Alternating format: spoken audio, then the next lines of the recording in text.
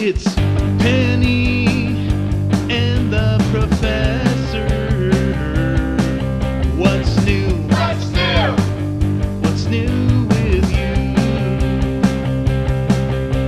When Penny has a question, the Professor has an answer.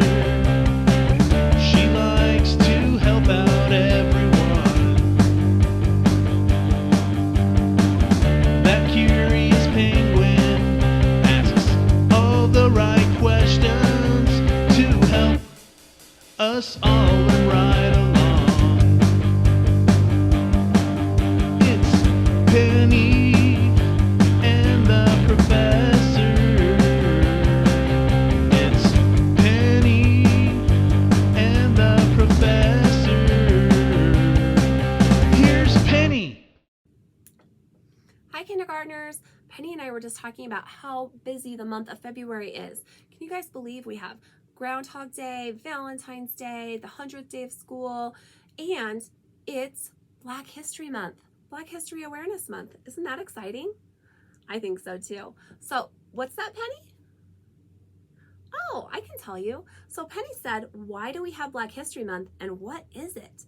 Well, let me tell you guys. So Black History Month is a time that we set aside each year so that we can celebrate the achievements of Black men and women who are from the past and from today. It's kind of a time that we honor the important role that African Americans play in the history of our country.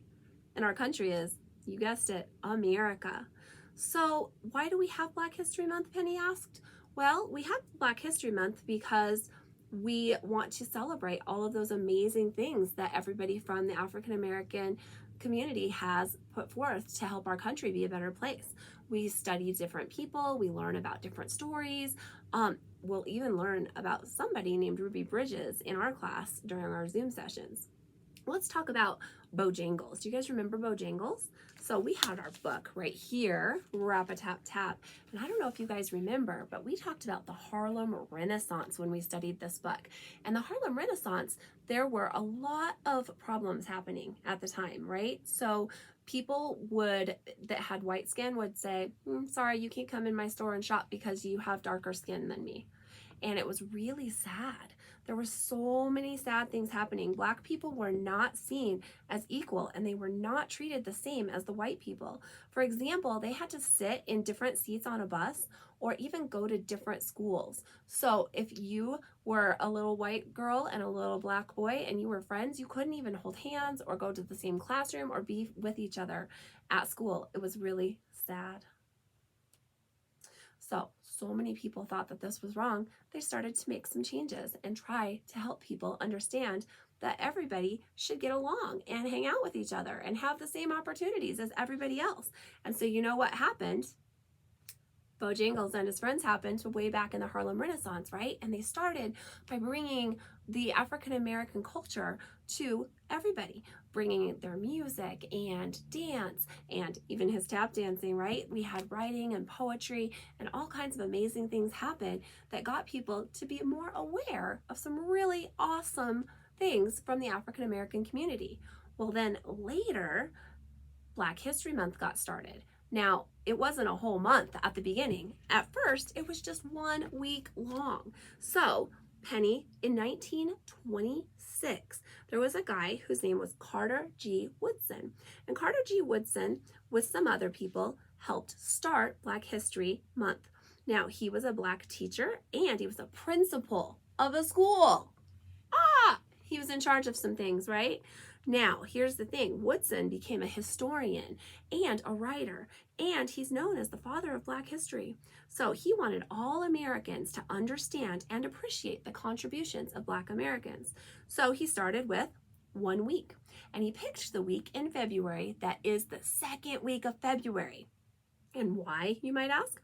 Well, 2 people have birthdays during February that made it seem like that would be a good time to celebrate Black history. So we have Abraham Lincoln, who's the president of the United States a long, long time ago, and he issued the Emancipation Proclamation, which means that eventually, there was no slavery in the U.S. It ended slavery in the U.S. because of what he started.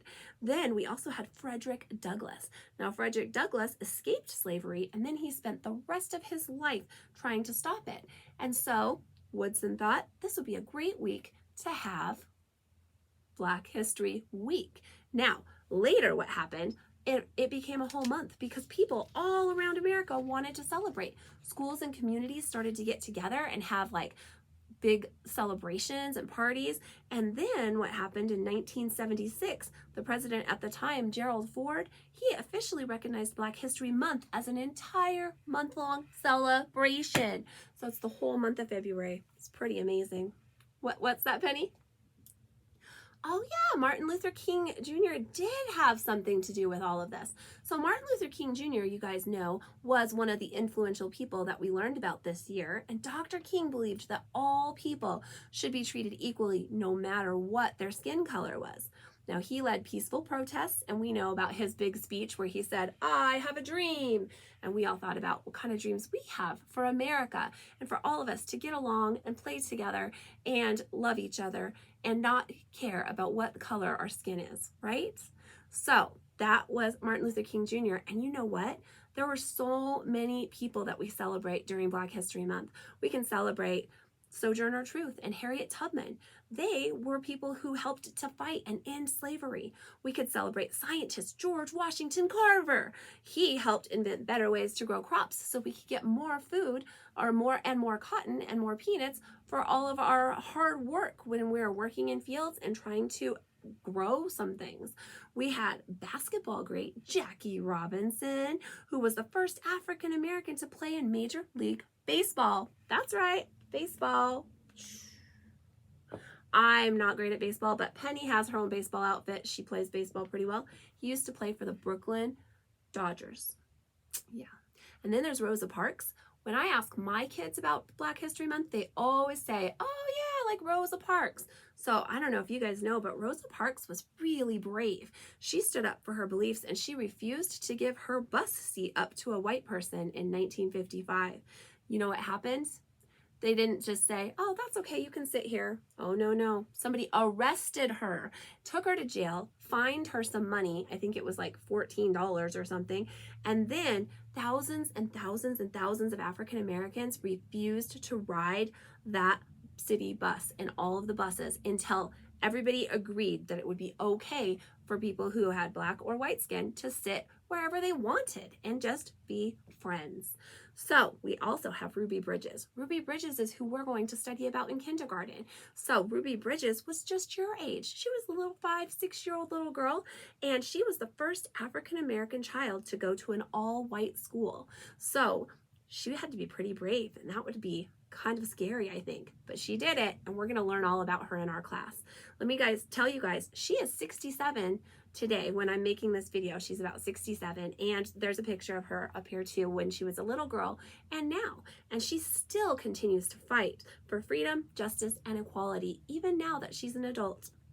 All right, well, you guys, February is a very, very special time to focus on and learn more about Black culture and people of African-American descent who made our American life richer and better and more amazing and more musical and more artistic and smarter, right? All of these amazing things. And so what I'd like to do is let you guys know that Black History Month in our class is going to be awesome. We're going to learn a little bit more about Ruby Bridges, and we're going to know that Black history is American history. I'll see you guys soon. Have a great day, and bye for now. Bye from Penny.